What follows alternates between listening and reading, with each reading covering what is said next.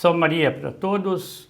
Bom, hoje vamos retomar as memórias do Dr. Plínio e tratar de um ponto muito importante, que é a questão da ação católica. Pode parecer um século depois que a ação católica, que importância pode ter hoje? Os erros da ação católica estão aí na origem do modernismo, do progressismo, eu diria até que na linha do ecumenismo doentio, vamos dizer assim, a toda força, e também esse conceito de sinodalidade. Sinodalidade é igualdade dentro da igreja. Vamos ver 3 pontos aqui, ou pelo menos 3 aspectos. Um resumo dos erros da ação católica. Segundo ponto, um pouco de história dos documentos pontifícios ou documentos de eclesiásticos em torno, condenando os erros da ação católica, vamos dizer assim. E o terceiro ponto é alguma coisa de memória do Dr. Plínio no entorno da ação católica. Memória do Dr. Plínio, 17ª. Os erros da ação católica. Impressionante esse ponto aqui. Os erros da Revolução Francesa, as pessoas sempre consideram na linha político-social. Aqui não, a ação católica, o movimento litúrgico acabou absorvendo os erros da Revolução Francesa, a trilogia Liberdade, Igualdade e Fraternidade num sentido revolucionário. Veja bem, hein? Então, a aplicação da trilogia no campo religioso. Por que o Dr. Plínio escreveu o livro Em Defesa da Ação Católica? Ele vai explicar, faz parte aqui das memórias propriamente dito. Na ação católica, como eu falei no começo, estão os vírus do progressismo. A gente vê certos youtubers hoje que querem dizer, não, o problema da igreja, do clero é a teologia da libertação. Essa teologia da libertação não nasceu com o padre Gutierrez, porque ali já é o desdobramento de erros que estavam vindo desde o modernismo do tempo de São Pio X. É simplificar muito dizer que TL, que padre Lancelotti, padre James Martin são os grandes problemas da igreja hoje. Eles são icebergs, mas tem muito mais coisa. Poderíamos dizer que então que o que a gente vê hoje, né, em questão de teologia da libertação, padres que são comunistas, apoio à ideologia de gênero dentro da igreja, são como se fossem sintomas desse vírus do progressismo? São todos sintomas do mesmo vírus? Poxa, é o seguinte, na verdade é o seguinte, seriam, não é bem sintomas, não é? Já são o vírus potencializado. Vírus potencializado. Assim como a Revolução Francesa, potencializada, dá no comunismo. O Dr. Plínio explica no livro Revolução e Contra-Revolução. Os erros da ação católica, os erros do liturgicismo, potencializados, eles vão dar o quê? Deram efetivamente, na época do João Goulart, no apoio às reformas de base socialista do João Goulart. A Juventude Universitária Católica, ela efetivamente, em grande parte, apoiou as reformas de estrutura esquerdistas. Bem, então, o livro, vamos voltar aqui à questão do livro, Em Defesa da Ação Católica. O livro denuncia, está aqui, erros da Revolução Francesa aplicados à ação católica. Ou seja, ele pega a trilogia Liberdade, Igualdade e Fraternidade e mostra que a ação católica aplicou, não no bom sentido da liberdade. A igreja prega a liberdade? A igreja defende a igualdade? A igreja defende a fraternidade? Isso o Dr. Plínio explica no livro da Nobreza e Elites Tradicionais Análogas. Ele não está tratando aqui do sentido bom da palavra, está tratando do sentido revolucionário. Por exemplo, igualdade. Todas as criaturas são iguais por natureza e são desiguais por acidente. Então, quando eles falam igualdade, eles querem igualdade de natureza e de acidente. Isso está errado, está totalmente errado. É igualar o vagabundo ao homem que trabalha. É igualar o homem que se esforça para entender um assunto do vagabundo intelectual. é igualar todo mundo. Ou então igualar talentos. Vamos dizer assim, a gente pega um Estado dirigista e diz, o Estado Brasil está precisando de mais investimento, de mais técnicos, vamos supor, agrícolas. Então pega um monte de jovens e joga na escola agrícola. Isso é revolucionário.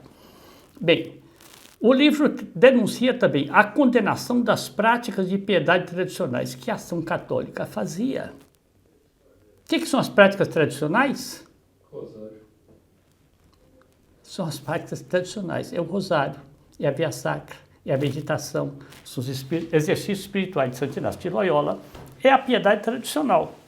Bem, havia na ação católica um repúdio ao combate espiritual. Por quê? Porque a ação católica tinha uma fórmula mágica de santificação. Essa forma mágica dava também a blindagem para frequentar qualquer tipo de ambiente, eles diziam. Bem, e além disso também, a ação católica recebeu, segundo os intérpretes mais ousados, a questão do mandato é talvez o conceito-chave dos erros da ação católica. O que é esse mandato? Esse mandato equipara leigos e religiosos. Vamos ver aqui mais para frente.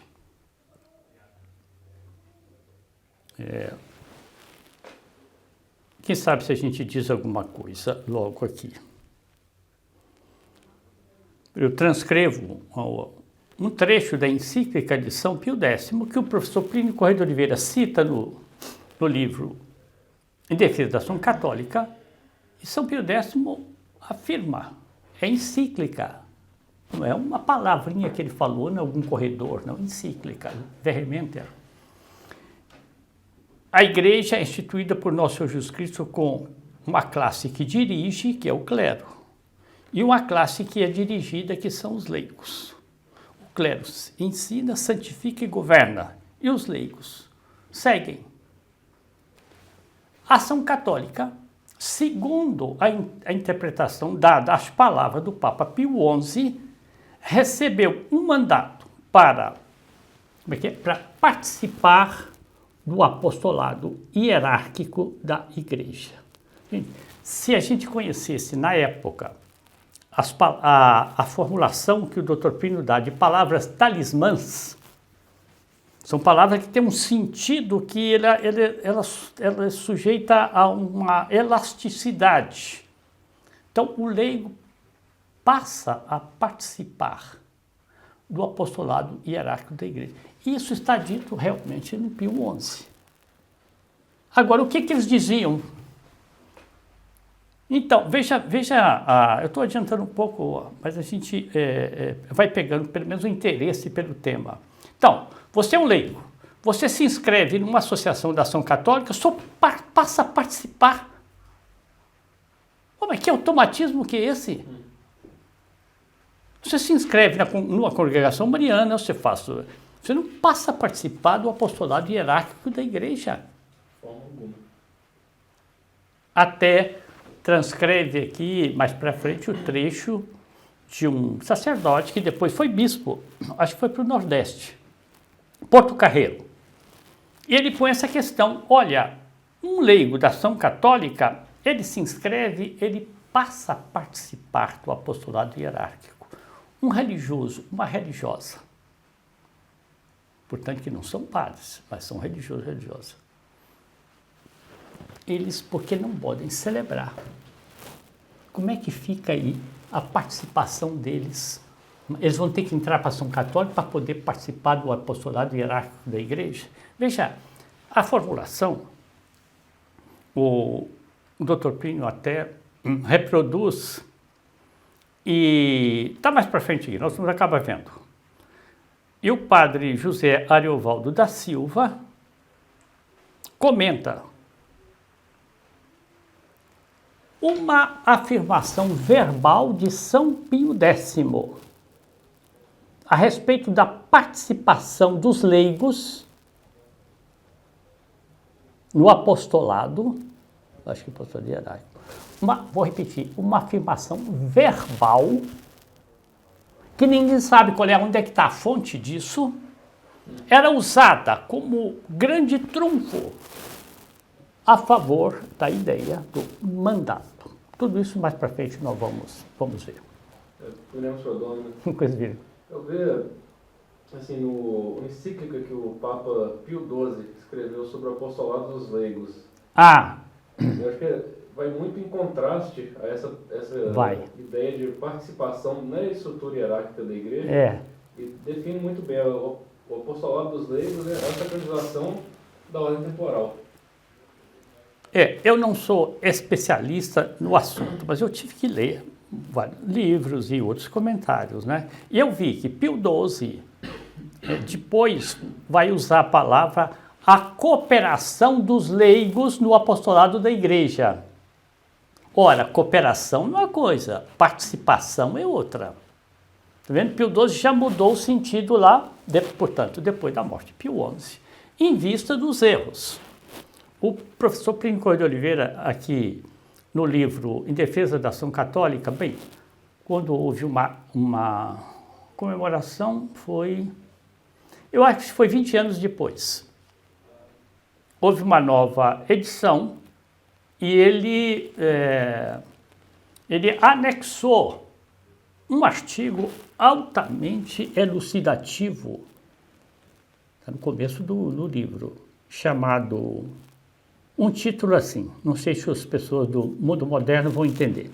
Para evitar as prescrições da história, quer dizer, para evitar os esquecimentos, entendeu? Hoje diz-se-ia como é que é? A lacração, né? Seria assim. Bem, e esse artigo não é da autoria dele, é autoria de um colaborador da TFP da época que assistiu e participou dessas batalhas todas, chamava-se Eloy de Magalhães Taveiro. E ele faz uma síntese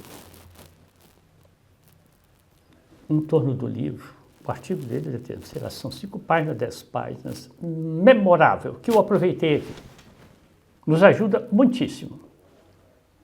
Está aí, faz parte já desse artigo. As 3 etapas dos adversários do livro. Então, primeira coisa, as ameaças. Plínio vai se arrepender de ter escrito esse livro. Então disse, alguém de Minas Gerais veio aqui, voltou para São Paulo. Nós estamos falando aqui de 1943. Estive com o Frei X, que me disse estar constituída uma comissão de teólogos, aonde? Belo Horizonte. Dom Cabral, Antônio dos Santos Cabral, era contra o livro do Dr. Plínio. Tinha escrito um trabalho também sobre a ação católica, totalmente contra. Então, está constituída uma comissão de teólogos para refutar o livro do Dr. Plínio. Ele se arrependerá de o ter publicado. Então, a primeira fase é... Segunda fase, promessa de refutações do livro. O livro contém erros. Então, isso, sabe, vai... boato, né? Vai espalhando, não, o livro tem erros. Não mostrava os erros, mas dizia-se. Não é que Dom Cabral, isso é geral, nos inimigos do livro.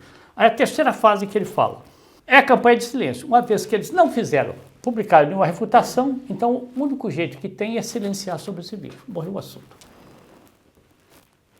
Continua? Bom, é bom saber, bom recordar.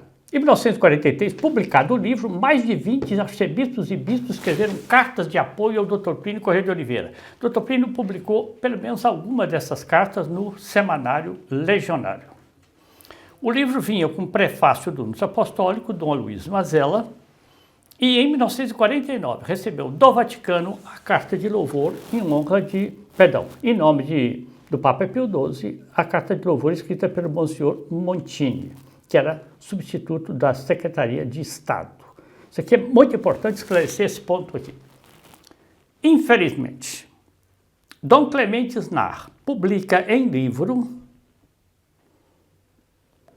que com essas expressões assim, essas cartas do Vaticano, que valor tem? Pouco antes, um pastor protestante tinha recebido uma carta do Vaticano elogiando um livro dele. E o padre Leonel Franca teve que refutar. Bem, um bispo da Igreja Católica afirmar isso da Santa Sé, que valor tem essas cartas vindas do Vaticano? Meu Deus, isso aqui era para ser chamado. Ele não falou isso aqui em 43, foi declarar isso num livro aqui, deve ser na década de 80 e tanto, 90. Quer dizer, ele faz uma acusação gravíssima à Igreja. Né? Bem, agora entra um pouco de memórias. Dr. Plínio, na viagem que ele fez à Europa, em 50, a carta chegou em 49. 50, ele tinha a obrigação de fazer uma visita ao Vaticano, ao Monsenhor Montini. Ele já tinha mandado ao Monsenhor Montini uma carta de agradecimento. Mas, indo a Roma, com Dom Maier, inclusive, ele foi agradecer a Monsenhor Montini. E o Dr. Plínio conta isso, a respeito da carta. Monsenhor Montini nos recebeu. Pelo tempo que nós queríamos, até fizemos menção de retirar, e ele segurou. E disse o seguinte: aquela carta está medida palavra por palavra. Não tem nada inútil ali. Agora vem Dom Clemente Snar e faz essa acusação à Santa Sé, que a Santa Sé escreve cartas assim sem... Bem, o Vaticano, num assunto que estava uma polêmica tremenda, que era o livro em defesa da ação católica, aplaudido e condenado, ia mandar uma carta assim de, sabe, assim de, digamos, de um bobo que mandou. Bem, é só para esclarecer. Continua? Olha aqui. Aqui um pouco de história agora. A ação católica, como organização de apostolado, vem desde Pio IX, 1846, pelo menos, Pio IX já estava no pontificado, já estava no poder. Bem, e é certo que na época de Pio IX surgiram muitos movimentos leigos em vários países da Europa. Eu já narrei aqui, Santo Antônio Maria Claret, estando aqui em Cuba, também chegou à mesma conclusão. Chegou a hora dos leigos ajudarem a igreja. Não é participar do apostolado hierárquico da igreja, não. É ajudar a igreja. Por quê? Porque a sociedade desenvolveu-se muito. Simplesmente o trabalho da paróquia não abarcava mais o âmbito total da sociedade, não abarcava mais. Era preciso organizações leigas. Bem, então continua o Dr. Plínio. E assumiu, sob o pontificado de Pio XI, que foi de 1922 a 1939, a plenitude de seus traços característicos. O apostolado laico foi mesmo. Pio XI incentivou de todos os modos a ação católica. Vem definir ação católica o que é? A mobilização de todos os leigos para formando um só exército de elementos variegados, diversificados, levar a cabo uma obra também essencialmente una e multiforme. Veja bem, hein? Unidade e variedade. A infusão total do Espírito de Jesus Cristo na sociedade tão atormentada daqueles dias. Veja bem a intenção da ação católica. Boa. É isso. Continua.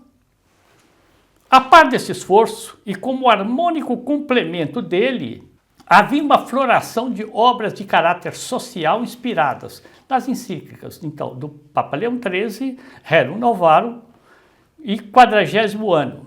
Está vendo? Visando o quê? Visando resolver a questão social. Está vendo? Veja como é importante a atuação dos leigos aí, porque uma vez que a questão social começou com a industrialização, com tudo, mas veio consequência disso. A igreja tem que mobilizar, não é isso? Nós vamos ver daqui a pouco, hein? Daqui a pouco, como é que o demônio entrou aí para desviar essa necessidade. Podemos, seu dono. Viram? A princípio, então, parece que era mais um foco, quando eles dizem questão social, realmente as questões sociais, os problemas de relação de classe, era isso. Justamente a industrialização, a emergência da nova sociedade.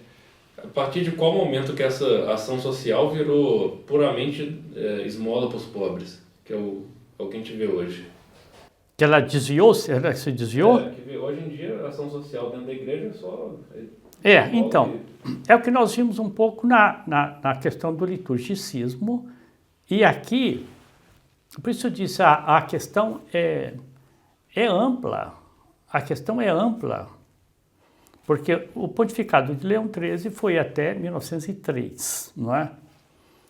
Pegou de cheio essa questão social. Pio IX pegou também. Pio IX foi o primeiro que condenou o socialismo. Antes, inclusive, 2 anos antes de sair o manifesto de Marx. Bem, então, a questão estava aí. A igreja, como ele está dizendo aqui, começou um esforço da igreja, a floração de movimentos para entrar na questão social. Veja, por exemplo, lembra que nós vimos antes, na Liga Eleitoral Católica, queria que o Estado brasileiro regularizasse os sindicatos católicos. Lembra disso? Nós vimos aqui. O sindicato não ficasse só na mão do Estado. Ou o sindicato católico seria feito por padre? São leigos. São leigos. Então, a questão social cresceu, tomou importância. Por que tomou importância? Nós vamos entender daqui a pouco. A chave que o Dr. Plínio dá para explicar o desvio, tanto do movimento litúrgico, quanto da ação católica, quanto do Instituto de Serviço Social, né, que nós vimos antes aqui, do Monsieur Garrick, da política da mão estendida com os comunistas. Olha, isso aí rendeu. Isso rendeu, isso é um mundo, Vamos nos ater aqui. Isso que eu li até agora está no Em Defesa da Ação Católica, página 3, esse artigo que eu estou falando.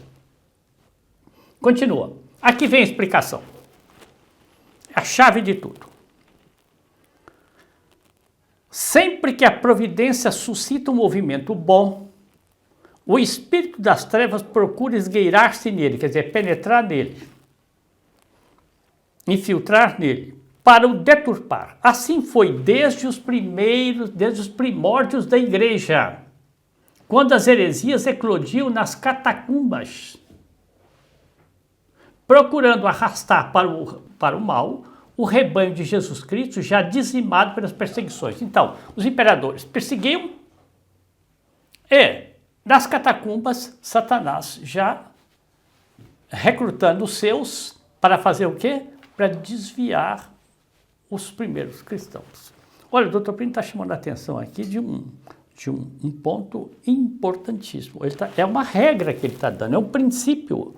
Sempre que, não tem que acontecer ou não, sempre que a providência suscita um movimento bom, Satanás entra e vai lá. Vamos continuar, dentro do mesmo assunto. Assim vem sendo em nossos dias. Vem se realizando em nossos dias, né? Esses nossos dias que ele está falando aqui são os dias da ação católica e décadas depois. E assim tentará o demônio agir até o fim dos tempos. Em Defesa da Ação Católica, página 3. Bem, eu acrescentei aqui, Nosso Senhor disse, vigiai e orai, para não cairdes em tentação. Eu sei que as pessoas, de modo geral, tomam esse conselho de Nosso Senhor, evidentemente, em nível individual. Eu tenho que vigiar e orar para que eu não caia em tentação. O Dr. Plínio está dizendo, esse princípio vale para a sociedade. Se não vigiar, quando vem um movimento bom, Satanás entra com a pata dele. Continua, olha aqui. Eu dou um exemplo agora. Fascismo, nazismo, falsas direitas políticos sociais. Isso no campo político social. Surgiram. Em 1920, 20 e pouco, já começava o fascismo, né? Isso vai. Depois, no campo religioso, liturgicismo, ação social, ação católica. Porque então, eram movimentos bons, nos quais que não tiveram a vigilância, e o Dr. Plínio vai mostrar aqui um dos erros da ação católica. Formação do membro da ação católica excluía a vigilância. Por quê? Porque eles tinham um mandato, esse mandato os blindava. Gente, isso não existe. Blindar? Então o sacerdote que recebe o uso de ordem, então está super blindado. O bispo que tem a plenitude do sacerdócio e o Papa, então, nem falar. Satanás nem chega perto, porque... Então, que blindagem que é essa? Agora vem um pouco da doutrina, isso é importante. Em que medida que entra liberdade, igualdade, fraternidade, ou seja, a trilogia da Revolução Francesa na ação católica?